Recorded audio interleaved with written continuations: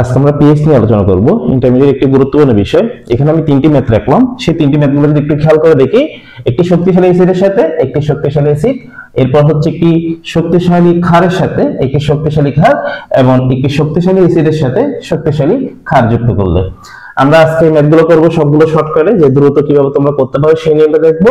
আমরা শুরু করি। দেখো, আমরা প্রথম যে ম্যাথটা করি সেটা যদি একটু খেয়াল করে দেখি, আমাদের 1 নম্বর ম্যাথের জন্য তাহলে আমরা কি কি পাই, সেখানে আমরা দেখতে পাচ্ছি একটি ঘনমাত্রা দেওয়া আছে। সেই ঘনমাত্রাটাকে আমরা S1 দ্বারা লিখলাম 10⁻²2। এরপর একটি আয়তন দেওয়া আছে, সেই আয়তনটা হলো V1, সেটা আমরা 1 লিটার দেখতেছি।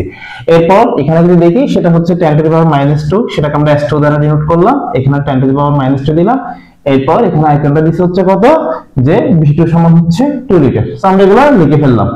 এই জিনিসগুলো লেখার পর আমরা এটা কিভাবে ঘনমাত্রা করব, আসো একটু ঘনমাত্রা দেখি। এখানে আমরা কার ঘনমাত্রা বের করব? আমরা ঘনমাত্রা বের করব হচ্ছে হাইড্রোজেনের। কেন হাইড্রোজেনের ঘনমাত্রা বের করব? আমরা জানি হচ্ছে pH সমান মাইনাস লগ হাইড্রোজেনের ঘনমাত্রা। আমরা এখানে হাইড্রোজেনের ঘনমাত্রাটা বের করব। যেহেতু এখানে হাইড্রোজেনের ঘনমাত্রাটা বের করতে যাচ্ছি, তাহলে আমরা কিভাবে করব দেখো। আমরা এই ঘনমাত্রাটা সমান যদি লিখি, তাহলে সেই ক্ষেত্রে হবে গিয়ে, আমরা এখানে একটা সূত্র দেখতে পাচ্ছি একদম সহজভাবে। দেখো, হাইড্রোজেনের ঘনমাত্রা সমান হচ্ছে S1V1 plus S2V2 divide by V1 plus V2। তখন আমরা এখানে মানগুলো লিখে দিই। মানগুলো কি কি দেখো, মানগুলো হচ্ছে এখানে S1 10⁻², এরপর হচ্ছে কি এখানে 1 লিটার লিখলাম। এরপর এখানে কি আছে, সেখানে আছে হচ্ছে 10⁻², এরপর এখানে আছে হচ্ছে 2 লিটার। নিচে আমাদের হচ্ছে টোটাল আয়তন, সেটা হচ্ছে 1 + 2। ওকে, আমরা মানটা আসলে সেটা হচ্ছে 10⁻²।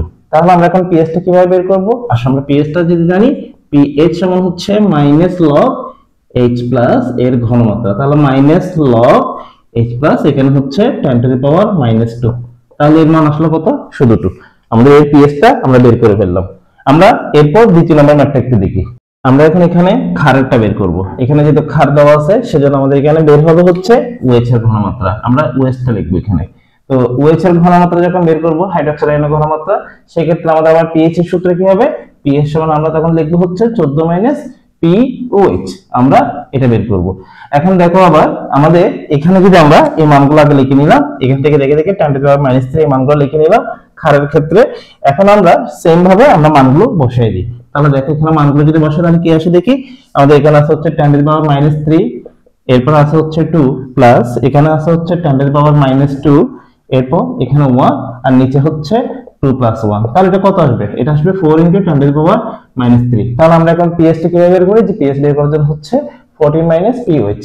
তাহলে আমরা এখন POH অর্থ কি, সেই ক্ষেত্রে হচ্ছে গিয়ে আমরা যেটা জানি সেটা হচ্ছে মাইনাস লগ, তখন দিছিলাম হচ্ছে আমরা হাইড্রোজেনের ঘনমাত্রা, এখন দিচ্ছি হচ্ছে হাইড্রোক্সাইড আয়নের ঘনমাত্রা। তাহলে আমরা এখানে লিখব মাইনাস লগ এখানে 4 × 10⁻³ এটা দিলাম। তাহলে এটা কি আসে? এটা 2.34 আসে। এখন আমরা এখানে যেটা করব, 14 মাইনাস এখানে দিচ্ছি হচ্ছে 2.34। তাহলে এটা যদি আমরা বিয়োগ করি তাহলে কত আসে? এখানে আসে 11.56। এই মানটি হচ্ছে আমাদের আনসার। এখন আমরা শক্তিশালী অ্যাসিড এবং শক্তিশালী একটি ক্ষারের pH বের করা শিখবো। আমরা এখানে একটা সূত্র লিখলাম, যে ঘনমাত্রা যখন আমরা এখানে কি করব, যে আমরা শক্তিশালী অ্যাসিড শক্তিশালী ক্ষার করব, তখন আমাদের ক্ষেত্রে সূত্রটা হবে এরকম, SAVA - SBVB। অর্থাৎ একটু আগে যেরকম লিখছিলাম S1V1 প্লাস ছিল, এখানে মাইনাস হয়ে গেছে S2V2। এভাবে আমরা এখন এখানে একটু দেখে থাকি, আমাদের অ্যাসিডের ঘনমাত্রাটা কত দিল। অ্যাসিডের ঘনমাত্রা দিচ্ছে হচ্ছে 10⁻², এটা লিখলাম। এরপর এখানে আয়তনটা কত দিল? 2 লিটার। এরপর এখানে ক্ষারটা দেখি, ক্ষারের ঘনমাত্রা কত দিল? 10⁻³ এরপর এখানে দিল কত? 1 লিটার। আমরা এগুলো লিখে ফেললাম। তো এগুলো লেখার পর আমরা যদি একটু দেখি, এখানে আমাদের এখানে কি আসে মানগুলো, আমরা এখানে এই মানগুলো বসাই। মানগুলো যদি বসাই তাহলে কি আসে দেখি। আমরা এখানে বুঝতে পারতেছি না যে দ্রবণটা প্রকৃতিকে ক্ষারীয় নাকি অ্যাসিডীয় হবে সেটা। তো যাই হোক, আমরা সেটা বোঝার আগে আমরা এই জিনিসটাই করে ফেলি, সরাসরি আমরা আনসার পেয়ে যাব। আমাদের দেখো এখানে এই S এর যেটা ভ্যালু সেটা হচ্ছে 10⁻²। এরপর তার ভ্যালু হচ্ছে 2 মাইনাস, এরপর হচ্ছে 10⁻³ এরপর 1 ডিভাইড বাই হচ্ছে 2 + 1। আমরা এটা কত আসে একটু দেখি।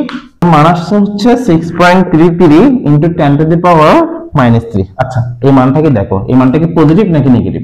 যদি এই মানটা পজিটিভ হয় তাহলে বুঝতে হবে এটা হচ্ছে একটা অ্যাসিড, আর যদি এই মানটা যদি নেগেটিভ হয় তাহলে বুঝতে হবে সেটা হচ্ছে আমার ক্ষার। এখন একটা বিষয় ভেবে দেখো, সেটা হচ্ছে যদি আমাদের ক্ষার হয় তাহলে আমাকে কি বের করতে হবে, পিওএইচ বের করতে হবে, আর যখন অ্যাসিড হবে তখন আমাকে পিএইচ বের করতে হবে। তাহলে আমরা এখন পিএইচটা বের করব। আমরা লিখব পিএইচ সমান মাইনাস লগ এইচ প্লাস, আমরা এটা লিখব। এখন মাইনাস লগ এই যে মান যেটা পাইছি সেটা লিখে ফেলবো, 6.33 ইনটু 10 টু দি পাওয়ার -3 এটা লিখে ফেললাম। আমরা এটা কত আসে একটু দেখি,